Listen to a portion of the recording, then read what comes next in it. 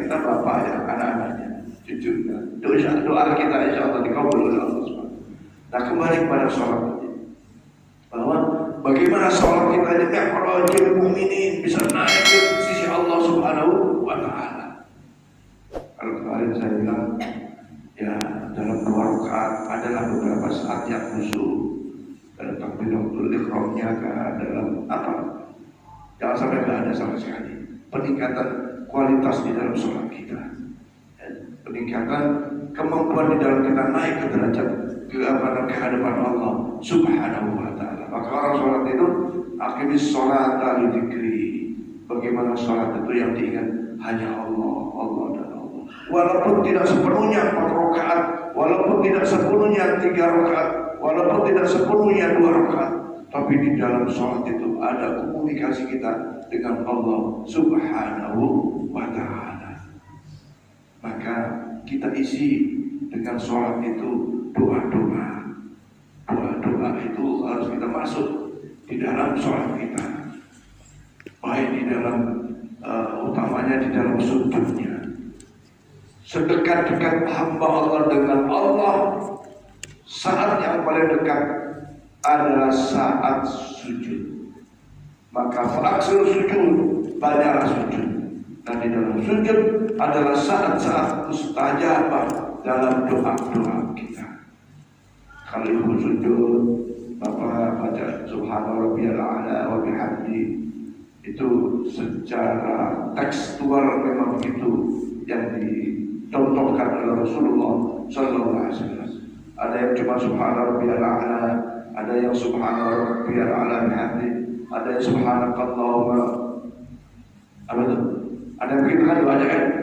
Tapi selipkan doa dalam hati sesuai keinginan ibu masing-masing. Selipkan dalam hati doa sesuai keinginan bapak masing-masing. Yang lalu itu ada pertanyaan ini, Ustaz, boleh gak berdoa untuk istri? Ya boleh, bagus. Doa apa? Istri itu suka ngomel. Ya udah doa aja dalam sujud itu, ya Allah, haluskan hati istriku. Ya Latif, ya Latif, lembutkan hati istriku. Ya boleh. Rumah tangga itu kalau ngomel dulu juga yang tak enak. Tapi kalau nggak ngomel nggak enak juga, ya usah ngomel juga. Karena bapak-bapak itu sebagian ada yang mau ngomelin, maksudnya diingetin, bukan ngomelin dulu ya. Ada juga yang nggak suka, ya. Ada juga. Jadi boleh selipkan doa untuk dirinya, untuk istri anaknya, untuk suami, selipkan dalam doa sujud. Apalagi imamnya sujudnya agak lama, biasanya di sujud terakhir. Apalagi dalam sholat sunnah yang sendirian. Ya, ibu kan sering sholat sunnah sendirian. Di situ panjatkan doa kepada Allah Subhanahu wa Ta'ala. Dan di dalam doa jangan pelit. Doa jangan pelit. Misalnya, ya Allah, sehatkan badanku, ya Allah, misalnya.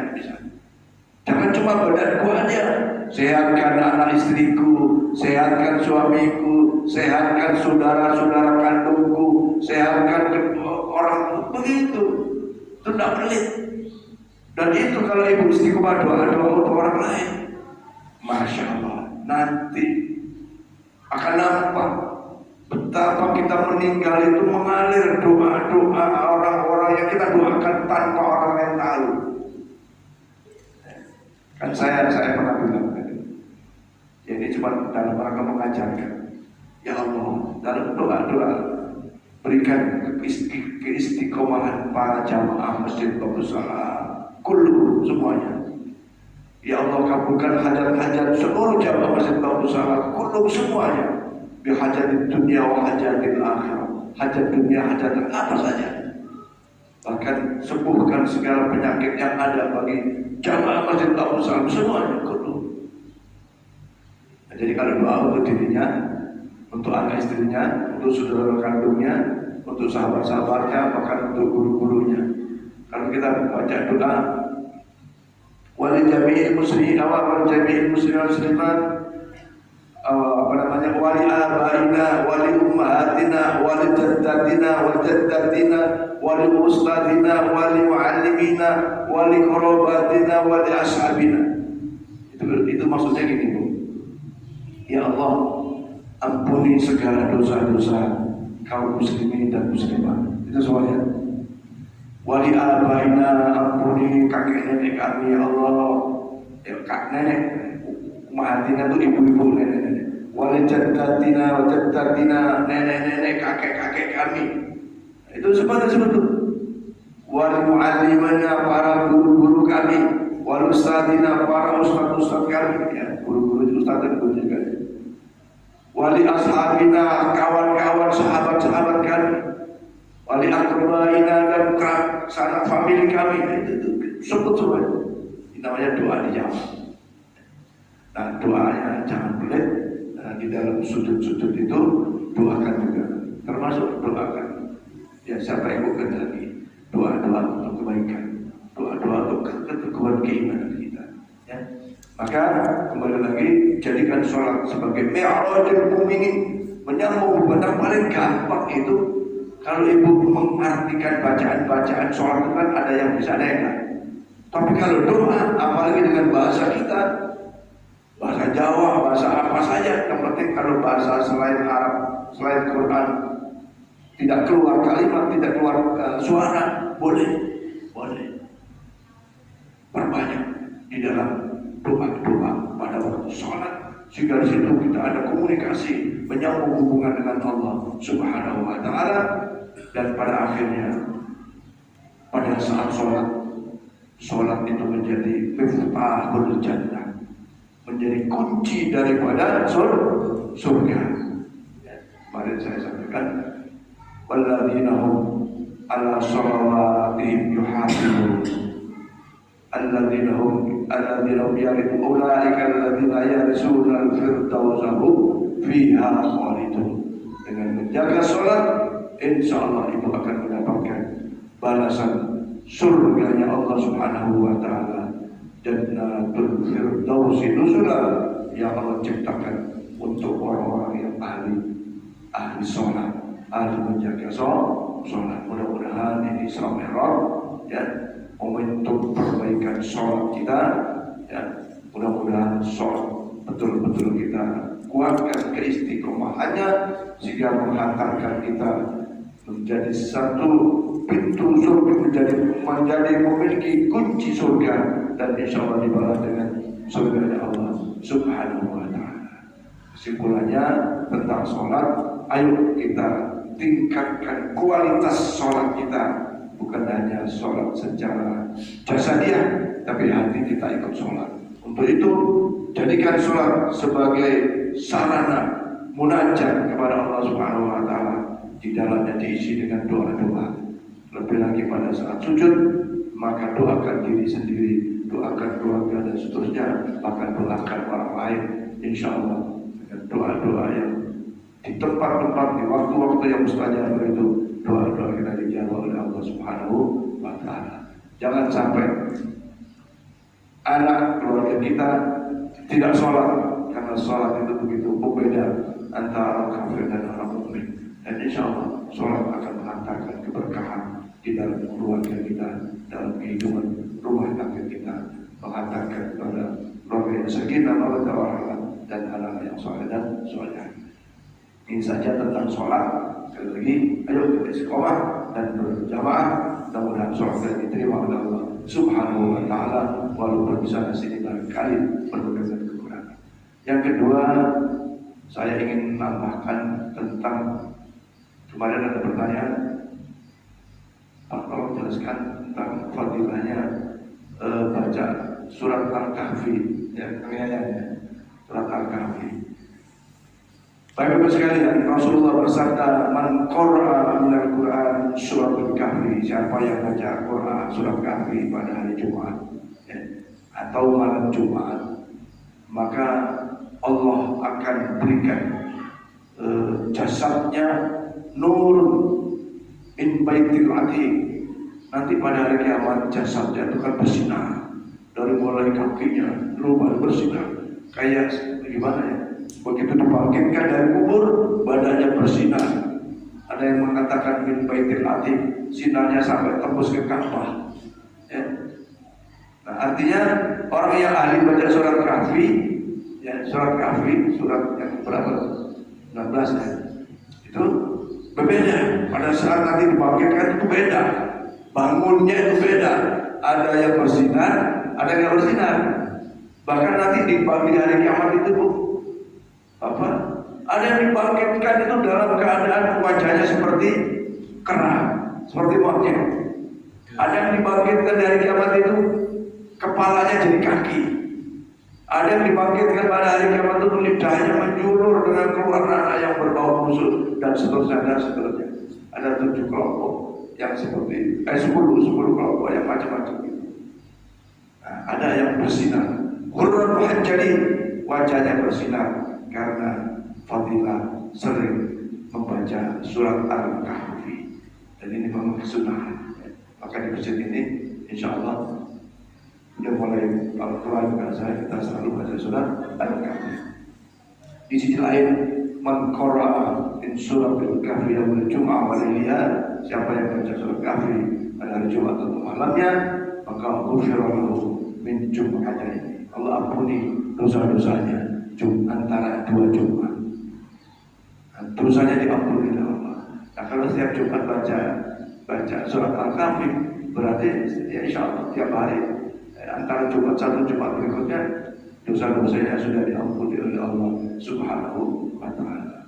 Ya, yang ketiga, pada siapa istiqomah baca surat Al-Kahfi, maka ja'alallahu syakinah fi qalbihi. Allah jadikan hatinya itu tenang. Hatinya tenang. Hati tenang kayak apa? Hati tenang itu walaupun ditagih hutang tuh nyaman aja. Sering kan ditagih hutang? Ditagih hutang tapi nyaman. Ya, ditagih hutang tapi ada gitu. Ada orang ditagih hutang busuk-busuk, nabrak. Terus saya tuh punya hutang nggak pernah ditagih sama orang itu. Iya. Ya benar, bukan ngomong. Ya, saya punya hutang banyak juga tapi nggak ada yang nagih. Nggak ada yang nagih. Ya, jadi seperti itu. Kan saya pernah bilang bahwa Pak Haji, saya butuh uang 20 juta Pak Haji. Tolong Pak Haji, saya punya sertifikat tanah. Oh, yang benar Pak Ustadz, iya benar. Apa yang benar? Dikasih saya malah 25 juta. Udah Pak Ustadz bukan hutang. Dikasih, nggak ada hutang. Kalau Pak Haji belum tinggal ngomong aja. Oh begitu, nggak pernah ditagih. Punya hutang tapi tenang, gimana caranya? Ya, nggak ada lain kan. Yang kaya itu satu sebenarnya. Yang kaya itu Pak Yusuf gimana bahasanya? Yang kaya itu Allah Subhanahu wa Ta'ala. Cuma kita ini kadang-kadang perlu duluan gitu. Udah keluarnya kepada Allah Subhanahu wa Ta'ala. Jadi apa ke situ tadi? Maksudnya apa tadi ya? Nah, orang yang ahli baca surat Kahfi, insya Allah qulbuhu sakinah, hatinya tenang. Kan orang hidup nggak ada yang nggak ada problem. Ada nggak? Nggak ada. Punya anak laki-laki udah besar, kerja, pusing. Kenapa? Belum punya istri. Begitu kan? Ada. Punya anak remaja besar kerja, malas sholatnya, pusing. Ya kan? Udah punya calon istri, kok istrinya nggak sholat, pusing lagi. Loh, begitu Bu. Ya, punya anak perempuan cantik. Waduh, alhamdulillah cantik. Kok putus-putus melulu ya, ini calonnya susah lagi, mikir lagi. Loh, lah iya. Siapa nggak ada yang nggak punya problem? Semua problem. Maka ista'inu bis-sabri was-shalah, nggak ada jalan lain. Minta pertolongan kepada Allah dan sholat. Istri saya jadi sekarang lagi pusing tuh, antara ikutin anak yang di Jakarta sama ikutin anak yang mau balik ke pusing dia. Lu ngapain yang pusing ya? Mana ya? Begitu. Sama-sama itu pusing juga. Ini saya curhat saya. Yang satu di Jakarta, yang satu lagi mau kuliah, yang satu sedang ingin mencapai prestasi bagus, harus disupport ibunya, yang sana juga minta ditungguin ibunya. Bagaimana? Mau sekarang aja saya korban ya. Jangan ada istri sana semua kita. Ya kayak pusing juga katanya. Lu kalau aku pusing lah. Ya udahlah. Mana nanti air mengalir mana ini kayak gitu. Jadi sebenarnya itu ada problem. Punya duit problem, kebanyakan duit problem. Punya istri problem, tak punya istri problem. Mana istri? Kayak gitu. Maka kembalikan kepada kalau kita ada amalan-amalan istiqomah, insya Allah tenang. Kalau tuh ada apa namanya gonjangan gunjir sebentar. Balikkan kepada sholat, balikkan kepada sholat. Maka orang yang istiqomah pada surat Al-Kahfi, insya Allah ada ketenangan dalam hatinya. Yang kelima, insya Allah akan terhindar daripada godaan-godaan iblis dan setan. Nah sesungguhnya Pak, kalau kita istiqomah baca Quran itu sama, itu juga begitu. Godaan-godaan itu akan melintas sekedar melintas untuk membuktikan bahwa dalam kehidupan itu pasti ada godaan, pasti ada cobaan. Itu saja Pak tentang surat Kahfi. Nah yang penting dibaca, yang bisa baca ya. Kemudian saya tambahkan juga jawabannya pertanyaannya Pak Sutomo, wirid tanpa ijazah ya kan. Kemarin ada wirid Subhanallah alhamdulillah subhanallahil azim astagfirullah dibaca 100 kali pada sholat subuh, insya Allah akan terhindar dari segala hutang piutang ya gitu ya, insya Allah.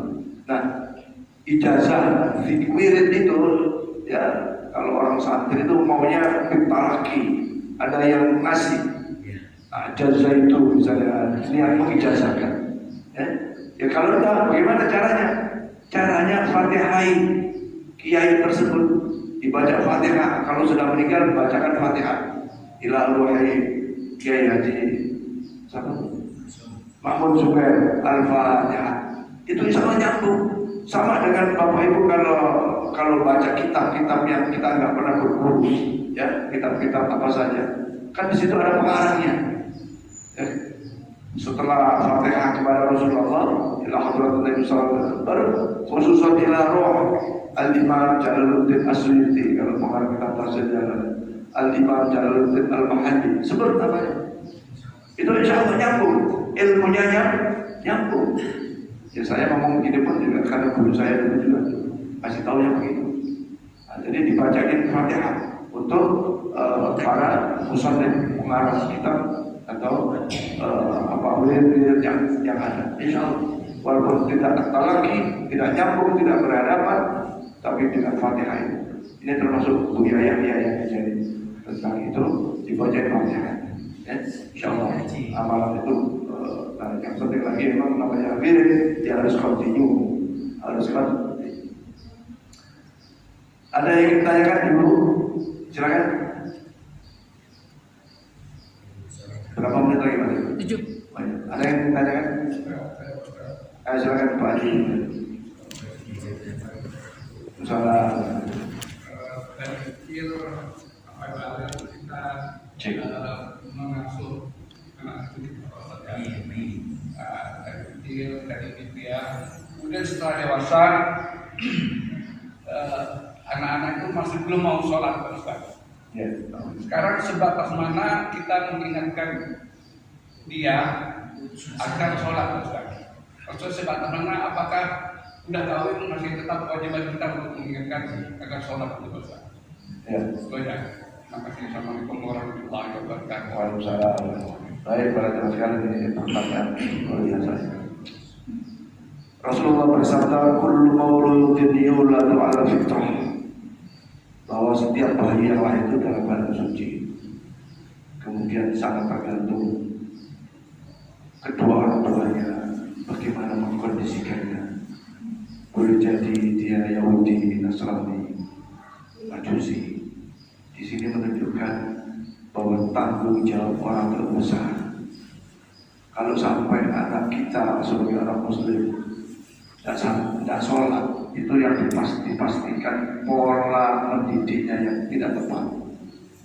Ya. Karena sunnatullahnya itu begitu, Bu. La tabdila li sunnatillah. Allah nggak akan merubah kesunahannya, sunnatullahnya. Kalau dididik dari kecil, insya Allah jadi. Nah, persoalannya didiknya seperti apa, ini jadi pertanyaan. Ya Pak ya.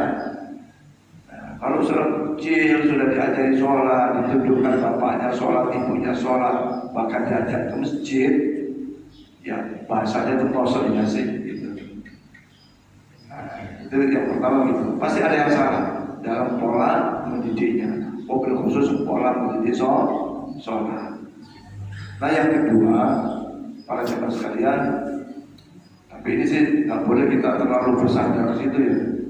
Ya, yang pertama itu dalilnya udah jelas bahwa anak yang dilahirkan dalam keadaan netral, terus tergantung Allah ayuhudani, ayunasyuroni, ayumajisani, tergantung orang tua, dan itu menjadi habit atau kebiasaan.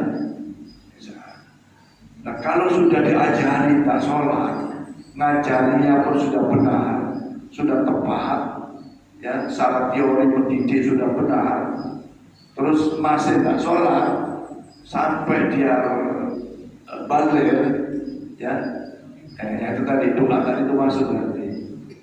Li walidil ashabil hukukil wajibati aja. Insya Allah kita sudah akan kena dosanya. Apalagi sudah menikah. Apalagi anak perempuan sudah punya suami, tanggung jawabnya sudah pindah ke suami, ya kan? Cuman bagaimanapun dia tidak tega lah orang yang sengaja tak sholat itu. Mantaroka sholatan muta'ammidan, gitu. Kan tak tega, sama dengan suami-suami ini. Kalau istrinya ngomel terus dosa, ya bapak suami istrinya ngomel terus dosa kan? Dosa. Orang yang berdosa balasannya surga apa neraka? Neraka. Tega tak bapak punya istri masuk neraka? Dah tega, ya udah ikhlaskan saja Pak Haji. Gambalin biarin aja. Gambalin biarin aja. Jangan cari yang lain, ikhlaskan aja. Ikhlaskan aja, itu dua-duanya dapat. Suami dapat pahala seperti pahalanya Nabi Ayub. Kan itu. Siapa yang sabar terhadap perlakuan istri, ngomelin itu sabar, maka dapat pahala ibadahnya seperti ibadahnya Nabi Ayub. Siapa istri yang sabar atas kegarangan sang suami, maka istri yang sabar atas kegarangan suami dapat pahala Siti Asia. Tahu pahalanya Siti Asia itu istrinya Fir'aun, ya. Nah, insya Allah Pak Haji, kalau mendidiknya baik, anak itu pasti baik, insya Allah. Karena itu adalah sunatullah gitu. Nah, tapi kalau sudah dididik baik, benar dan seterusnya, kemudian sampai tak sholat, sudah dewasa, ya, insya Allah terbebas. Nah ini sebagian para ustadz itu menggambarkan bagaimana putra Nuh alaihissalam Kan'an. Ini kan cuma menggembirakan aja sebenarnya Pak. Walaupun hati bapak masih nggak juga loh, ya kan? Untuk menggembirakan bahwa kata Allah Subhanahu Wa Taala, laisa min ahli, itu bukan keluargamu, bukan keluarga kita, ahli sholat bukan keluarga kita. Tapi itu jangan terakhir Pak, bersandar seperti itu jangan terakhir. Tapi ikhtiar, walaupun dia sudah punya istri, jangan lupa sholatnya. Jangan lupa ini tetap. Dan itu punya nilai ibadah juga Pak, nilai pahala juga, nilai dakwah juga, nilai nasihat juga. Jangan tuh masalah kamu lah, sholat kamu lah, nggak boleh begitu juga. Nggak tega gitu. Bapak tahu kan kalau nggak sholat itu apa konsekuensinya kan? Nggak tega juga kita tetap dituai. Dan yang pasti Allah yang memberi hidayah. Ya Allah yang punya hak untuk memberi hidayah kepada hambanya yang dia kehendaki. Ya. Mayuridillah khairan yufaqihu fiddin.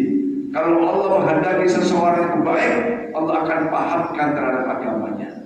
Dan karena agama Islam, maka paham tuh. Islam itu ada kewajiban, apa kewajibannya? Di antara sholat. Dengan paham itulah ia akan kerjakan, ia akan amalkan kewajibannya. Mudah-mudahan begitu Pak aja. Satu lagi Bos. Ya. Kan kewajiban sholat itu dihitung sejak balik itu maksudnya misalnya ini saya pernah belajar Pak Ustaz, dia meninggalkan sholat sejak balik. Jadi menurut pendapat di sana ada yang dapat diganti Pak Ustaz. Yang ditinggalkan ini sampai dia kemudian kepada pemain. Ada diganti. Diganti Pak katanya. Misalnya itu dia ketinggalan 2 tahun sejak jabatan itu, sejak kewajiban sholat itu. Nah, 2 tahun ini bisa diganti. Oh iya, dikontrol nama dikontrol. Iya, Nah, jadi gini Bapak Ibu, karena merasa betapa sholat itu kewajiban yang mutlak, terus merasa 2 tahun tak sholat, bagaimana cara gantinya? Kata Buya Yahya, ya, ini yang penting ada niat mengganti, ya. Misalnya habis sholat duhur, sholat lagi duhur, habis sholat asar, sholat lagi qadha asar, mengganti sholat-sholat yang pernah ditinggalkan. Tak perlu dihitung itu berarti 1 tahun 266 kali pokoknya begitu, seingat dia itu. Artinya dengan niat mengqadha sholat yang ditinggalkan saja itu sudah menjadi satu kebaikan bagi dirinya. Dan yang pasti innallaha ghafurur rahim. Jangankan yang ketinggalan sholat lupa, ya sering saya sampaikan. Mungkin dulu zaman remaja sholat, tapi begitu 60 tahun sholat. Orang yang dulunya tak pernah menyembah kepada Allah, orang yang pernah membunuh, orang yang pernah berzina, orang yang pernah mencuri, mabuk, judi dan seterusnya, di detik-detik usianya mau berakhir, dia tobat. Maka Allah bilang, yubaddilullahu sayyi'atim hasanat. Allah akan ganti keburukan-keburukan masa lalu itu dengan kebaikan-kebaikan. Allah Maha Rahman, Allah Maha Rahim. Ya, maka salah betul tuh Pak, kalau ada orang sudah tahlil dianggap syirik, tahlil dianggap syirik. Loh, orang yang non muslim aja detik-detik meninggal terus sadar bisa masuk surga, mau yang baca la ilaha illallah, la ilaha tahlilan kalau dianggap syirik, ini kan kembali lagi. Jadi betul Pak Haji boleh kalau kita masa remaja terus kan kita sadar kadang-kadang dulu beda-beda ya orang. Ada yang dari kecil sudah sholat sampai mati. Ada yang kecil sholat, begitu SMP tidak sholat. Begitu mau nikah sholat sampai udah tidak sholat dari kecil sampai remaja sampai kawin pun tidak sholat. Begitu detik-detik umur 60 dan baru sholat baru sadar, itu ya begitulah. Dan masing-masing ada bedanya. Maka kalau kata Pak Hasyim Muzadi itu, ya, kan kita ini diperintah untuk fisil dikafa, masuklah Islam itu dengan sempurna. Tapi di antara saya dan kita nggak sama tuh. Nilai imannya mungkin 100, tapi nilai sholatnya mungkin nggak 100. Nilai sholatnya kita mungkin 60 atau 70. Nilai zakatnya turun lagi 30. Ada lagi yang paling turun, nilai kejujuran, nilainya mungkin 10. Ya ini akurasi nanti Allah yang berhak untuk menghisab kita. Itu perlu dihisab. Syahadatnya betul, sholatnya agak bagus, puasanya agak bagus, misalnya gitu. Sholat imannya betul, syahadat betul, sholat zakat betul, enggak jujur, misalnya gitu. Misalnya gitu, hablum minannasnya hubungan dengan akhlaknya enggak bagus, nilainya turun. Maka kata Imam Ghazali, kebanyakan orang itu hancur ibadah sholatnya karena 2. Apa? 1 hibah, ya, menghibah, rontok pahala sholat. Yang kedua apa? Ujub itu gini Bu, Pak. Ujub itu adalah rasa paling benar, paling hebat, paling pokoknya paling. Wah, sholat saya lupa, dilupa akan kemampuan itu semata karena pertolongan Allah Subhanahu. Saya bisa sholat ditolong Allah, saya bisa ini ditolong Allah, saya bisa masak ditolong Allah, saya itu. Ujub kepada diri seakan-akan cuma dirinya tanpa peran Allah Subhanahu wa Ta'ala. Saya kira demikian sudah terakhir saya sampaikan undangan dari Pak Juni. Bapak-bapak diundang nanti jam 10 untuk selamatannya, untuk baca doa arwah Pak Jun itu di blok C6 nomor 7. Jangan bapak-bapak yang diundang, ibu sudah diundang. Ibu pakai baju nanti boleh bertanya. Oh ada ya, oh ya. Kalau nggak ada halangan silakan menghadiri undangan Pak Jun. Wallahu a'lam bishawab. Al-Fatihah. A'udzu billahi minasyaitonir rajim. إياك نعبد وإياك نستعين صراط المستقيم صراط الذين أنعمت عليهم غير المغضوب عليهم ولا الضالين. اللهم صل على سيدنا محمد وعلى آل سيدنا محمد. اللهم اغفر لنا ذنوبنا ولوالدينا كما ربنا صغيرا. اللهم ربنا زدنا علما نافعا وعملا صالحا متقبلا رزقا واسعا